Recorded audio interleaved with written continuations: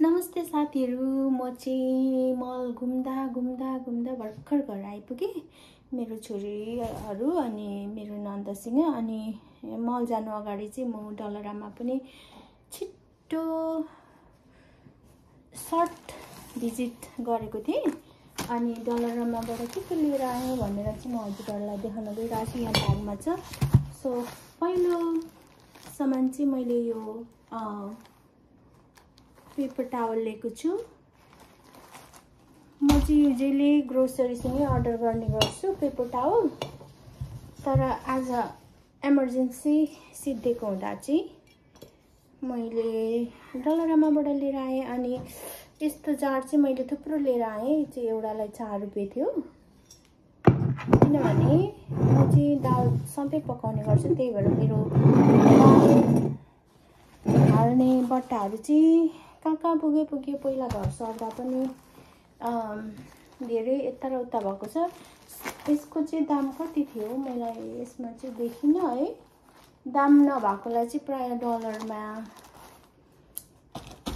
$25 पर्छ जस्तो लाग्यो। अनि मैले अर्को खालको जार एउटा लिएको छु। यसको दाम चाहिँ छ 3 रुपैयाँ। यसमा चाहिँ सायद म यो चाहिँ खासै चिनी अथवा नुनहरु राख्ने हो, तर यसमा चाहिँ म के रे सायद घिउ पगालेर राख्छु होला, किनभने आमाले चाहिँ घिउ पगालेर राखेको मन पर्छ। अनि त्यही हो नेपाली हाउस होल्डमा हैन घिउ पगालेर खानु पर्छ। अनि अर्को जार पनि लिएको छु मैले दाल हाल्नको। यो चाहिँ खासै कफीको जार रहेछ। यहाँ कफीको पिक्चर देखाइरहेको छ, तर मैले चाहिँ यो चाहिँ खासै त्यस्तै दालहरु लाउनलाई लिएको। यो चाहिँ 4 रुपैयाँ यो भयो।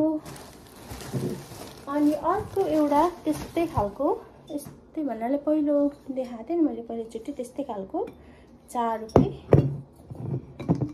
कति मजाको छ हैन। मैले दुईटा एकै खालको अनि दुईटा भिन्नै खालको लिएर आएको छु।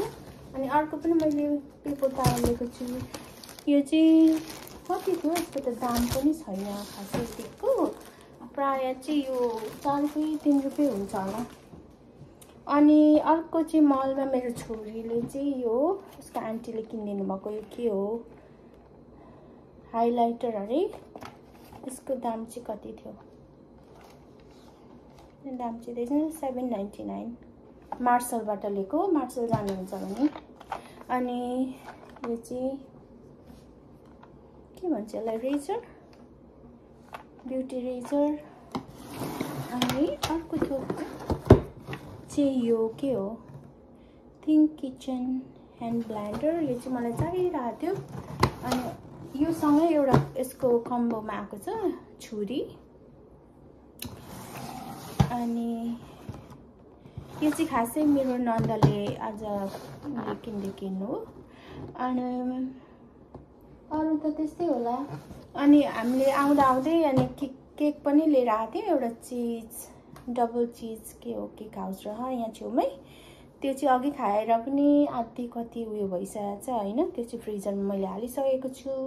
अनि एक दुईवटा सामान अरु पनि होला, तर छोरीहरुले अघि उनीहरुले निकालेर लगिसक्यो। सो आज चाहिँ अघि पनि भने कि भनेन मैले, मेरो छोरीहरुले चाहिँ मलमै खाने भने। अनि त्यही भएर मैले पनि अलिअलि खाएँ अनि घरमा पनि लिएर आएको सबैको लागि। सो अहिले चाहिँ सबैजना फुल छौं। बेलुकीको 8:30 भयो। अहिले अब कसैलाई भोक लाग्यो भने थोरै के बनाइदिन्छु, अदरवाइज अरु हामी जो मल गएको थियौं उनीहरु त सबै टन्नै छ। सो आजको दिन चाहिँ यसरी नै बित्यो। अनि मैले मलबाट आएपछि चाहिँ मेरो सागबारी बाहिर एकछिन टाइम बिताएँ, किनभने मेरो साग चाहिँ धेरै नै एक्स्ट्रा उम्रिरहेको थियो। त्यही भएर मैले यहाँ देख्न सक्नुहुन्छ मैले धेरै मिक्स गरेर सागहरु टिपेको छु हैन। त्यसैले चाहिँ रायो साग छ। यसको चाहिँ म मसौरा बनाउन लागेको, कालो दाल पिसेर भोलि घाम लाग्यो भने बनाउँछु ल। अब चाहिँ म यसलाई धुएर सागलाई धुएर अनि सुकाइदिन्छु। अनि भोलि चाहिँ त्यसलाई काट्छु हैन। अनि त्यही छ प्लान। हजुरहरूको चाहिँ आजको दिन कसरी बित्यो? जसरी बिते पनि स्वस्थ रहनुहोस् होला।